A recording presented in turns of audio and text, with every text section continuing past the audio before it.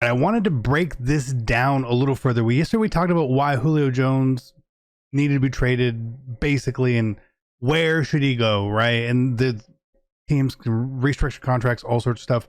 But the why, now as I've dug in a little more here, I sort of understand the reason why they decided to go this path. Now there's still the question for the Falcons, and it's going to be for a lot of teams, is the salary cap this year is supremely impactful to 2022.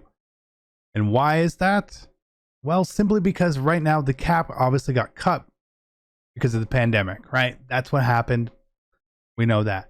But next year the salary cap is going up, projected to be about 208, 210 million, basically 25, give or take $25 million more next year, right? And a team like the Falcons, by creating the space to sign people with, get rid of Julio, it makes sense. You have to survive this year, but say, well, next year they'd be able to survive with him anyway. But the biggest problem comes into it for a team like the Falcons, which makes them honestly right now a nightmare, an absolute nightmare, is because that's a lot of extra salary cap for other teams and other good players to go out and get. So what's going to happen is they are not going to have the money to spend next year regardless. Kind of unfortunate, but it is true. Let's go take a look at it a little bit deeper here so we can understand. Now this isn't going to be perfect or exact or whatever it may be, but it is something here. So we're looking at the 2022 right here, and based on the projected cap is 208 million. We have the Falcons cap with Julio right now. We would have about 12 million in cap space. Not re-signing anyone, and not even having the rookies from this year on there. So that would be that cap super tight, right? So there's obviously going to be releases and stuff going on. But we assume that Julio's cap figure for this year, based on if they can trade him or whatnot, I'm not sure exactly how much it's going to come out to that we're going to have to eat in money right there. But we'll call it 7 million, right? That they're going to save. But we're not going to have Julio, right? So at this point, it would give us 24 million cap space. What can happen here is they can actually get rid of Matt Ryan if they want to, but his cap figure is $48 million, which is not ideal. And that's where my confusion comes in of, well, is that the right call? I think Matt's still a great quarterback.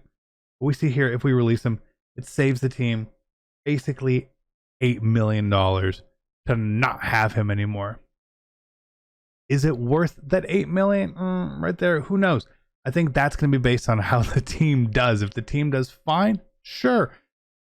If the Falcons draft really high again, Matt's probably going to have to get the boot. But the biggest problem that this team has is this.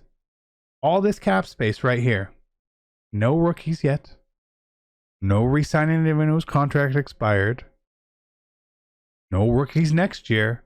This puts them in a real bind. How do you get the free agents? How do you do stuff like this? When teams keep pushing these contracts back, it eventually catches up to them.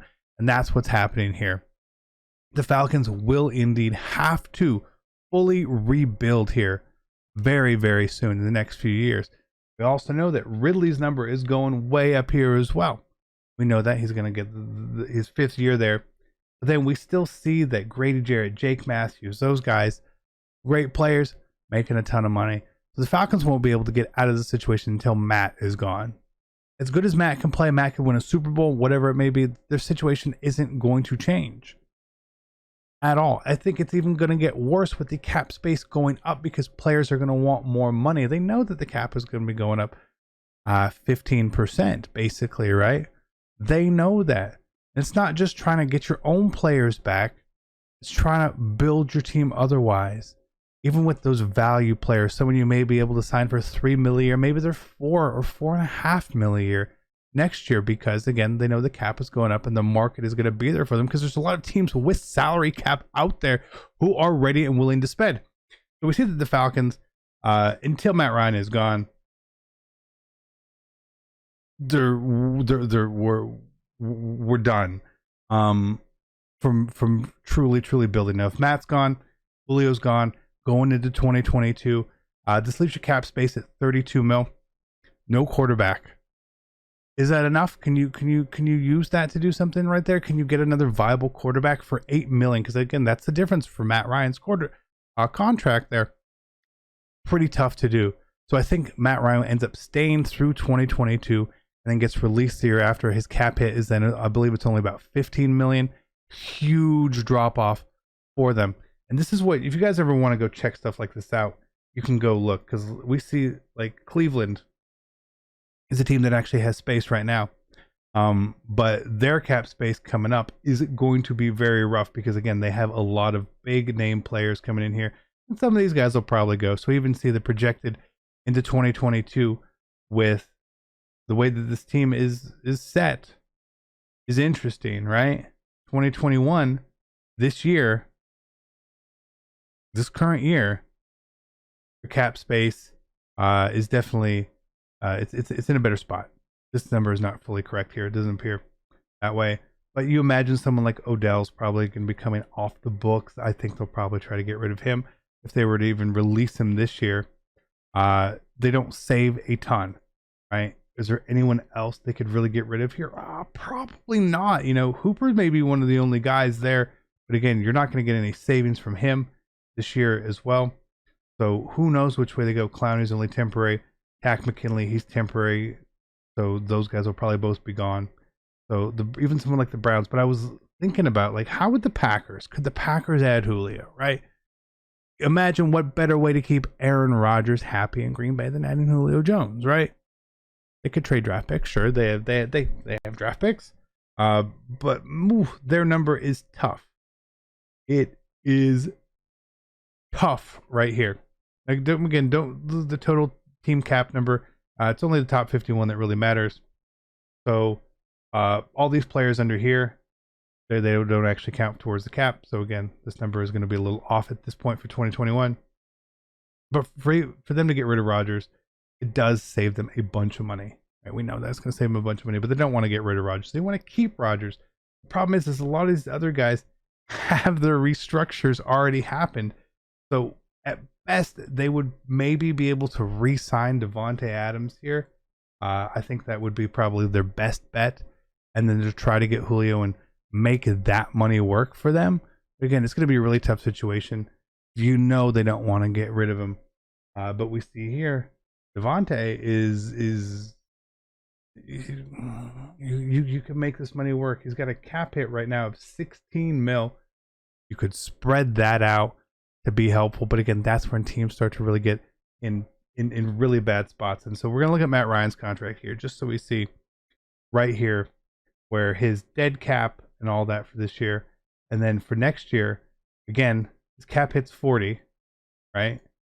Or his cap hits 48. His dead cap is 40, so that's why if they cut him going into next year, they save $8 million.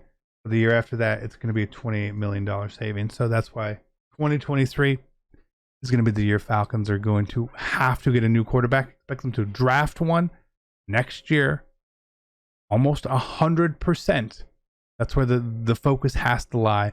Unless they can trade Matt or something along those lines, I don't think they can. But it's why, for me, for this being my favorite team, you know, this is a team I'm going to root for forever. It's not looking great unless they can work some absolute magic. And the salary cap can be completely manipulated. And I'm hopeful that that's what happens.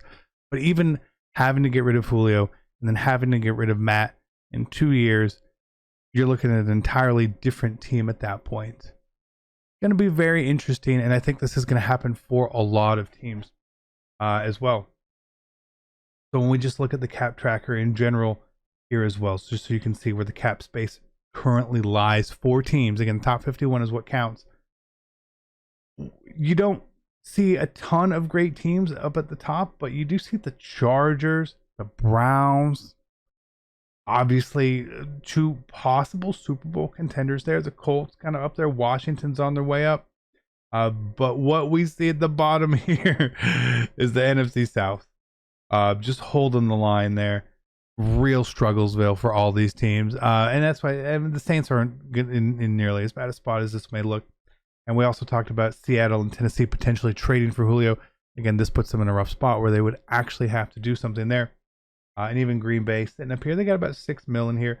A lot of these teams don't have a lot. And remember that the cap, they were expecting it to be higher. So again, there's a $20 million difference with that.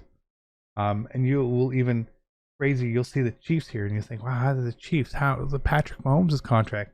His contract hasn't even really kicked in yet either. Thankfully for them, or else I don't know what they would do. They're basically paying Frank Clark the world right now, Honey Badger the world, and there's Mahomes sitting down in here. His dead cap number is obviously gigantic because of his big contract, but we see here it doesn't really start to kick in too much until next year. When look at this, look at all this.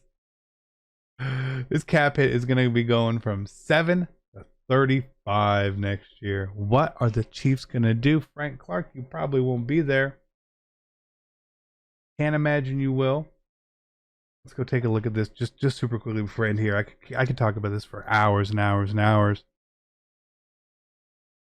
So yeah, this is going to be their out right here on Frank after this year. It's going to save that 13 mil. Unfortunately, but that looks like what is probably going to happen. So use this website, guys. It's got a ton of really valuable information, especially once you learn how to sort of digest it.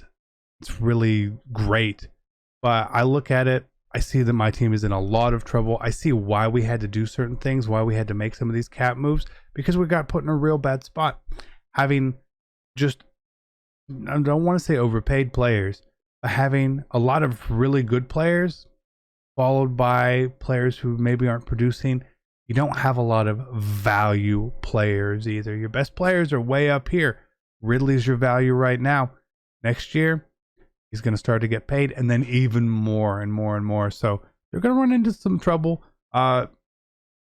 Again, you look. The look for me this year is if the Falcons finish, say, top 5 draft pick again, I think they just sort of cut bait on Matt, get rid of him, get the rookie quarterback in there.